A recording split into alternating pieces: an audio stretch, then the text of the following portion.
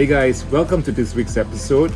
As you can see, I'm not in my kitchen this week. I'm actually at someone else's house, and I've got this interesting dish, which is a Nepalnese Momo, and I'm going to meet someone very special today. So, his name is Dhru, and he owns a farm just right behind me. And I want to show you guys this farm to table concept, which is very interesting, and I'm really loving it. So come and join me, and let's head to the next section.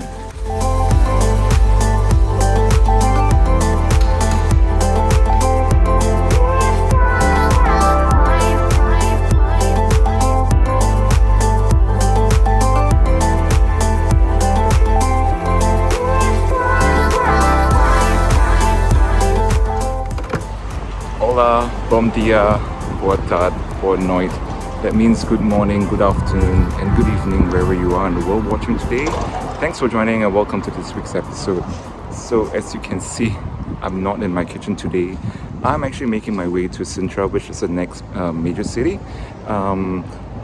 A little bit background. I'm doing this series called Tapestry of Cultures, where I'm going to be meeting individuals, interesting individuals, and people in Lisbon, in Portugal, and we'll meet and share some things, interesting things that they do, and also maybe cook a dish or two. I've been living here about close to 6 months now, and since I did the interview with expats everywhere, a lot of connections open up. A lot of people say hello, and I am so meeting some interesting individuals. So very grateful for that, for those connections. And I'm going to meet Dhru, who owns this farm to table concept in Sintra. He advertises on Airbnb, which I'll put in the description below.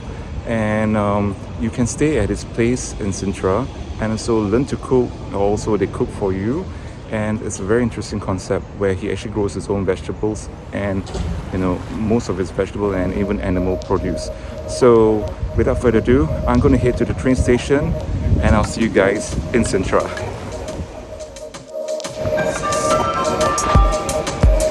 Senhores passageiros, o comboio suburbano CP Lisboa, procedente de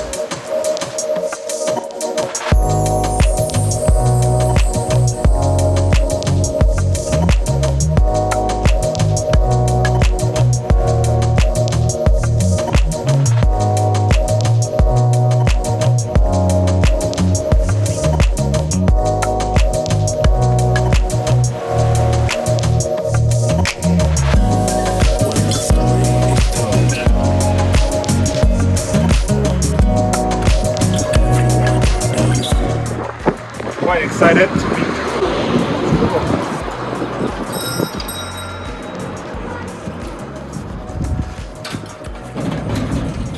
Hello. Hello. Hi. It must be Dhru. Yeah. Nice to meet you. Yeah. Yeah. So this is your lovely house over here. It is. How long have you been living here? This is our second year. A second year. Yeah, Wow, yeah, that's very cool. Yeah. Shall we go in and have Yeah, a wander please, around? please come on in.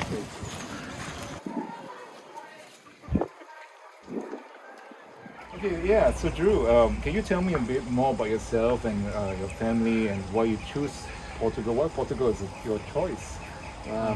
Yeah, I think we have no regret.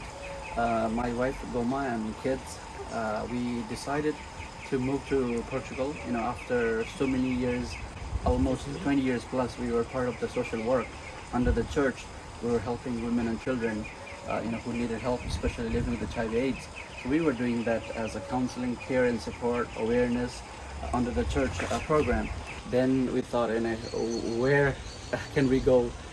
Something similar, something not so far, with a similar weather. We have already visited here in the past, and we kind of liked it. And we were actually praying that family and the kids would like as much as I did.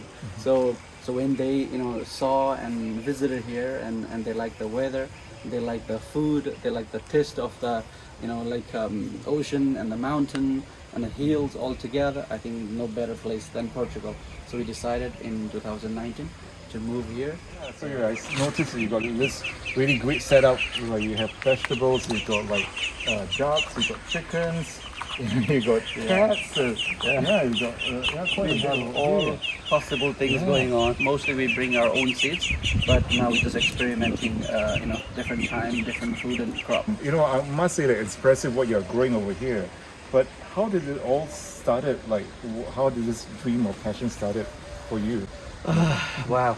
Yeah, it's from the childhood actually, because we as a family we always believed grow your own things. Born in a farmer's family. My childhood just became, from 8 9 years old. I was basically on the farm with my parents, Yeah. doing things with my grandparents, doing growing things. So that was my like early childhood. I really wanted to, my kids be involved in gardening and growing their, food. Soon after, we got this old place, and had some land. And COVID happened. The kids weren't at the school, so they were all together, being all the days at home. So we thought, hey, we have this garden. Let's try to grow something together. And I really wanted my kids to learn, what are the foods that we can try, experiment. So at least they would be aware where the food is coming from or what they are eating. They know where it's from. So, could you explain a little bit to me about what are you growing? Yeah, because I can see, I can recognize some of that, but Yeah. Obviously there's some I can't really recognize. Absolutely. Yeah, these are mostly from Asia. I mean, Asian things. But here we are trying Portuguese things mixed up, and and Nepalese and Indian, all kinds of different things. Different seeds we try. We just want to go and experiment it. So we have potatoes, onions, cabbage, cauliflower. Different kind of season. Mostly 6 7 different vegetables per season. So at least good enough for our family for 3 months at least per season. There right now we have a garlic, ginger, and the tomato, and the salads. Of course, you can see some salads and radish are coming too. Yeah, that's one thing I find that's fascinating, especially when you talk about like how your kids are being part of this project. How do you manage to get them to be involved? Is it something that's voluntary, or would they seeing you doing and decide to help out? Yeah. Well, I think it's came out of the necessity. To be honest, we had lots of time. Like I said, they were home basically more than 6 months because of the COVID. Yeah. And me and my wife Goma, we were mostly working back here, and they tried to see us work, and they just come and run at us and try to help us what we were doing. So with that, I think they're like trying to come out, bring the water, bring some snack for us, and we ask help. Hey, can you help with this? Can you help with that? So later on, they really became very interested about it, and we needed extra hands, so they really started involved. Like more hours every day, and my daughter like making dinner, so 3 of us working back here. So that kind of necessity and became more of an interesting pattern. In fact, the school they go to, they bring great examples, what they grow from here, and they bring the blessings what we grow to bring school and share with their principals, teachers, and the students, and they could proudly say that, oh, we have grown by ourselves, and these are from Nepal vegetables. Yeah. Knowing my kids being very involved in what we do in the garden and what we grow, there were quite a few parents and a couple of schools. They thought this is quite good that our kids have been involved, and the other parents wanted their kids to be involved as well. So they brought their kids to school, brought their kids here for the educational trip, especially today's generation. And the kids who came here, they had no idea what grow where and what plants is. Either potato is on the tree, on the roots. It was very difficult for them, but it was a great experience. But from that, I took it as an inspiration for me. This can be a bigger project and bigger garden, then maybe more families, more kids can be involved, and this could be the future for them. Right now we have a online system. They can see the menu of our Nepalese dish, but also they can order for big groups. Food like a Momo. It can be massive, large numbers. If you have a party as a snack, birthday party, get together, those are great. And the process we do it, we will show you in a bit. But and that thing is like so Asian, and everybody I try to feed them, they love it. So with that in mind, is like, okay, right now they can order that, what they like, but in the future, if they really want to learn and how it is done, in the process they want to come in, they can actually experience a cooking experience, what Nepalese spices are, and how we grow, how we bring from farm to the table, and actually see the cycle if they are interested. Yeah. Okay, that's kind of cool. Yeah, because I'm also doing something with similar to like that on Airbnb experiences, cooking Portuguese influenced food, and and as you mentioned, about Momo, and this is something I'm kind of looking forward to because So shall we head over to the other side and then get started with the making the Momo? Absolutely, I cannot wait. Yeah, Thank you. Let's go.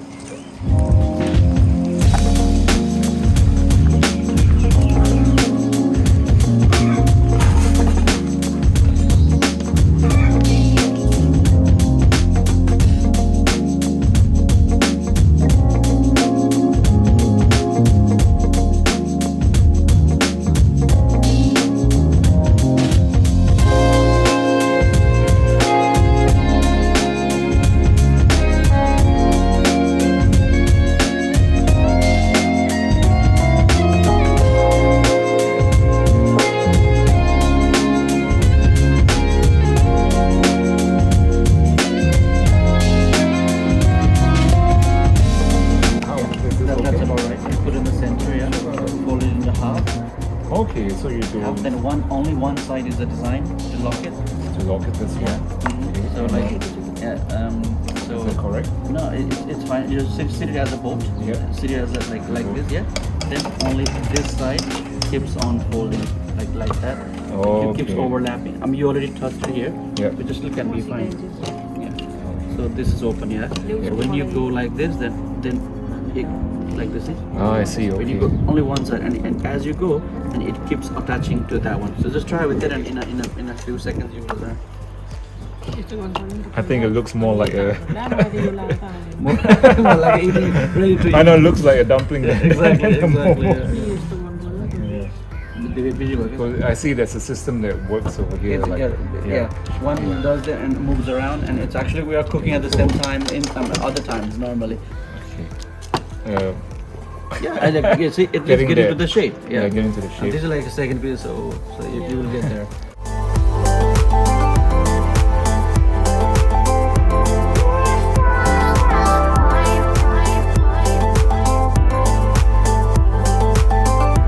And what kind of spices do you have inside your Okay, fillings so here? we have 3-4 different kinds of vegetable. You can see Spring the onions. cabbages and the beans crushed and smashed it. And the spice was garlic, ginger, turmeric powder, and the chilies, and the coriander. Pepper chili. That's what it is. So Black pepper, onions, black pepper onion leaves. roots and the leaves. Yeah, that gives the texture. Okay, that's interesting.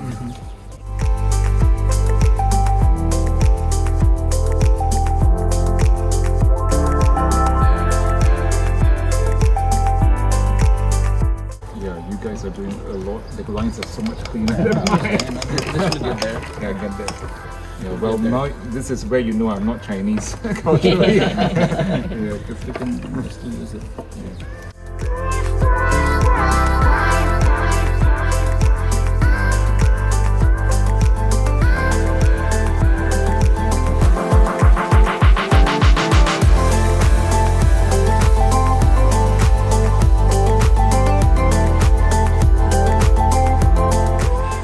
So guys, this is it. This is the Momo, and it is smelling really good. I cannot wait to try it. So yeah, I'm gonna try it out and see what it tastes like. So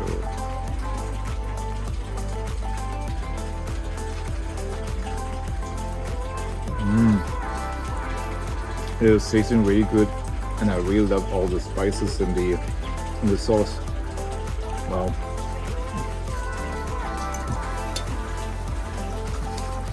Oh,